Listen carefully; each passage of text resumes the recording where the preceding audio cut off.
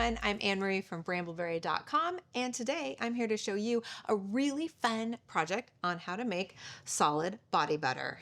And more importantly, there's going to be some tips and tricks on how to make your body butters feel less oily, and also how to get multiple formulations with the same types of ingredients, just changing up the ratios. If you have ever made body butter and it kind of ended up either like rock solid, like wouldn't melt on the skin, or it was an oily, greasy mess and just left you feeling tacky and ick, this is the video for you. So you might be thinking to yourself, if you're brand new to making lotions, well, okay, what's a body butter? What's a lotion? I don't understand. So in this case, for this video, a body butter is referred to as something that is an anhydrous product. And anhydrous is a very fancy term for does not contain water. And the bonus for not containing water is twofold. One, there's no water to dilute the natural goodness of the oils and the good things they do for your skin. And two, you don't need to use a preservative because there's no water in here. It really can't grow mold or bacteria, which means you can make this completely all natural if you want to use only essential oils, or you can do what we did, which is use a little bit of mica and a little bit of fragrance oil to make this the most delicious, summery goodness beach fragrance ever. This is going to be a whipped body butter. That means you are introducing air with either hand mixers, or some people, when they're doing this in really large sizes, use like a big industrial Hobart mixer as well. So oftentimes, if you're making lotions, your lotion might be up to 80% water. In the case of body butters, especially ones that don't use any water and are anhydrous, it is a mixture of hard butters, so like cocoa butter, mango butter, shea butter, kokum butter, and soft oils, or more importantly, liquid oil. So like sweet almond oil, argan oil, squalene, olive oil, that type of thing. And the different ratios, the different proportions is what gives you the different firmnesses or softness or spreadability. So one of the most frequently asked questions that we get about body butters is how do you get it to be less greasy, right? Like it's 100% liquid oil and butter. That is pretty greasy. We like to use an oil absorbing product like an arrowroot powder, or some people use tapioca root powder, and that helps to absorb that extra oil, but still gets onto your skin in a beautifully almost powdery finish and gives you all the goodness that's in all of those oils and butters. For this hybrid video, meaning I'm giving you a project and a recipe, but I also want you to learn something. So a little bit of technique and theory, we did 3 different formulations so you could see the difference. One, this is kind of our starter, which is a very firm formulation. It's 85% mango butter, 15% coconut oil. Coconut oil is solid at room temperature. It melts at 76 degrees. So this is a very firm mixture. And then the second we did is a softer version. So it's 65% mango butter to a 35% coconut oil and sweet almond oil mix. And then finally, and you can see the difference in the texture here, we did a really medium one, which is 75% mango and 25% of that coconut oil and that sweet almond oil. One of the things with body butter that kind of really changes up how you produce them is, are you whipping your body butters from a solid state to a whipped state, or are you melting all the ingredients and then whipping? And it really depends on how hard that butter is to start with. So here's a great example of like to melt or not to melt. This is aloe butter. You can see it's very soft. It is literally melting the second I touch it. This you can whip from this hardened state. It will not burn out your hand mixer. This is mango butter. It is hard. It is not melting on contact with my skin. And this is one that I liked to melt down before I whip and then cool it quickly to make sure that all of the fatty acid profile is fully oriented correctly in the different layers so your entire mix stays fully hydrogenated and smooth. We actually found that these recipes all worked so much better when we melted the mango butter down gently and then did a rapid cooling process right into the refrigerator. And one note on the ratios that we went over is there's no right or wrong to your ratios. Like, it's whatever you prefer. This video is just here with kind of my favorite out of these ratios, but I really want to give you the tools and the techniques and the theory and the understanding of how to formulate an anhydrous body butter so that you can make this your own. One note about body butters in general, sometimes you'll see on Etsy, like, people don't ship their body butters during the summer, and that's because these little guys, they're in oil, so they will melt in hot temperatures. So think like a hot car or a hot purse, for example, example, or a hot package going across the country in a truck, they will melt. So the hardness and the softness really also depends on the ambient temperature. So that's something to consider also when you're doing your formulations. A quick word about the ingredients I chose. So keeping in mind that this is kind of just a theory on the percentages of the liquid oil versus the butters versus the kind of semi-solids. So you can always mix and match. So like, for example, for my liquid oil, we're going with sweet almond oil. You could totally use avocado oil and still end up with a very similar ingredient list. So one of the oils I used, which is like my semi-solid oil, basically coconut oil.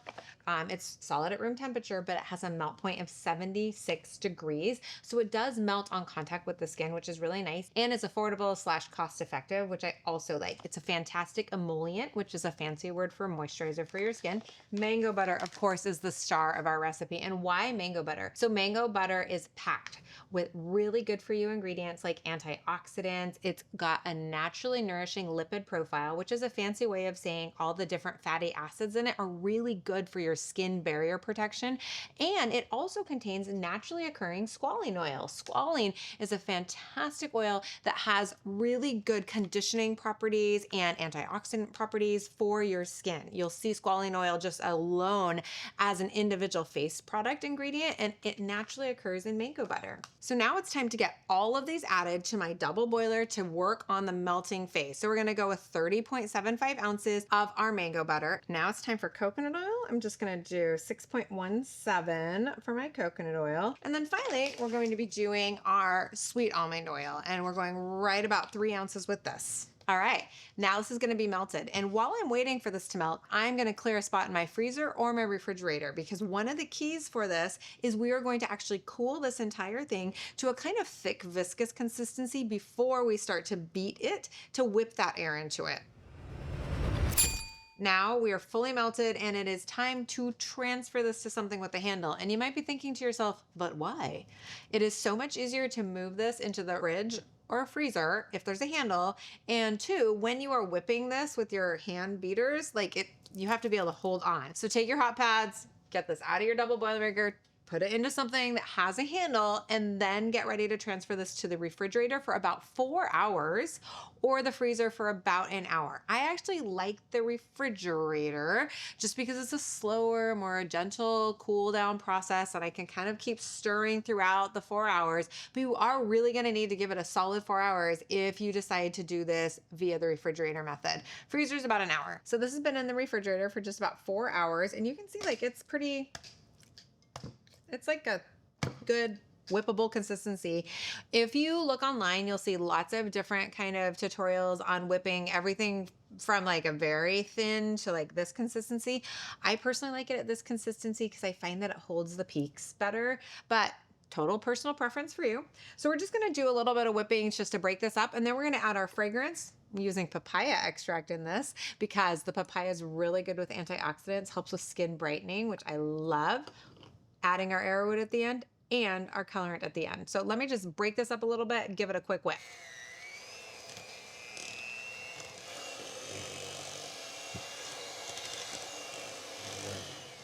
You guys, this is so satisfying. It's ridiculous. Now it's time to add fragrance. And so for this project, I am doing a combination of 2 different brambleberry fragrances. I am doing our Mango, which is a fragrance that we've carried for, I'm not kidding you, like probably 20 years for good reason. It's a fantastic fruity fragrance that is, yes, kind of a straight up green, gorgeous mango. So think like jungle mango, mixed with our coconut citrus sorbet. And coconut citrus sorbet is one of our newer fragrances, and it adds that bright note that you get in the citrus. It also adds this gorgeous, warm, toasted coconut. This is like exotic fruit beach in a blend. I'm doing 0.4 ounces of each of these. And then I'm gonna do a full 1 ounce of my papaya extract. And this papaya extract is in fractionated coconut oil, which is also great for skin. So keep that in mind. If you're gonna substitute a different extract, no water-based extracts, you want a full oil-based extract.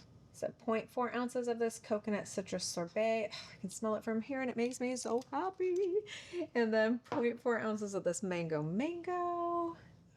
when you think about this usage rate and you're like, well, that doesn't seem like very much. Like, this is a pretty big batch. Like, this is like 40 ounces. Why are you only using 0.8 ounces of this product? The reason is because like, we don't want this to be a perfume. We want it to give a lightly gorgeous, scented, warm, kind of tropical, like feeling. You don't want to like have your fragrance announce yourself 10 feet before you get into a room when you're just doing a body butter. So that's why the usage rate on that. So that's something to really consider when you're thinking about how you want to be scenting your body butters. Adding the whole full ounce of papaya extract. And now what I have is basically kind of a nice little oil slick on top and my butter is down below. And what I'm going to do is just gently and slowly kind of get these incorporated in, but I'm going to kind of just incorporate them in by hand really quick, because if I turn on my beaters, the oil slick on top has a little bit of a tendency to go all over the place. So now that this is kind of hand stirred in, I'm gonna mix all this in again, and then we're gonna do the final with the 2 ounces of arrowroot powder to help absorb that greasiness and a little bit of optional color.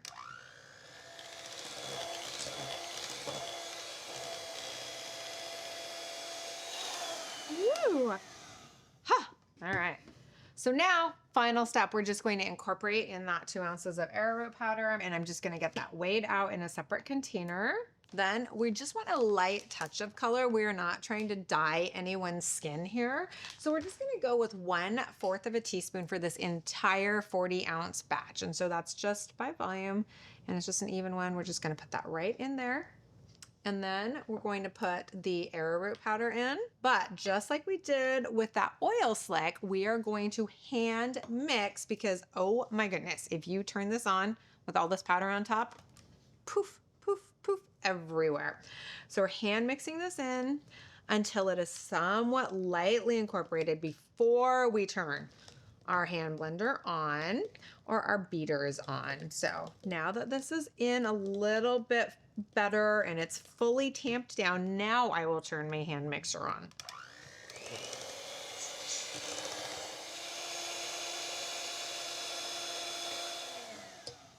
So now it's like, do a quick visual inspection. Like, is the orange all the way down to the bottom? That's kind of your first visual clue that you didn't mix fully. If the orange hasn't gone all the way to the bottom, it has. So now it's time to either scoop these into the jars or make yourself a little crazy by piping them, because it's so cute. All right, you guys. So if you want to add more mica, if you're like, this looks like a beautiful sherbet, and by the way, it looks so cute with your outfit, but if this looks a little light to you, you can add more mica, but remember, you can't ever take it out. So just add another 1/4 teaspoon. Do not go crazy with this. This is a great consistency to do some piping. I'm going to take this and just, honestly, there's no good way to get around this. It's just kind of a messy process. You just put it in, you tamp it down, and then you do it again and again until this piping bag is full. And then you can hand pipe these in. Like I said, it looks really pretty. It is so satisfying to watch. It's super satisfying to do, but I wanted to show you both options so you could kind of see how to do this and what you're working with. Or you can also take a spoon that you've dipped in a little bit of rubbing alcohol or made sure is totally contaminant free. And you just take it and you just literally scoop in, tamp down, scoop in, tamp down, and just do that until it's totally full. And then it is ready to cap, give away, sell, use yourself. No curing time, nothing to wait. It's a luxurious, wonderful product that everyone you give it to is going to love. We did a lot of test batches while we were doing all the different kind of ratios for you. Rave reviews from everyone. The quality of the ingredients is so high, so skin loving, so easy to make. So I'd love to hear what you want me to make next for this channel. So tell me down below. Give the video a thumbs up, subscribe to the channel so you're notified every time we come out with a new video. And of course, when you're making stuff and posting it to social media, hashtag it BrambleOn so we can see it at Brambleberry, but also your fellow makers can see it. Everybody loves to get inspired by what other people are doing. So until next time, everyone, happy crafting, happy making, and all the things. Bye.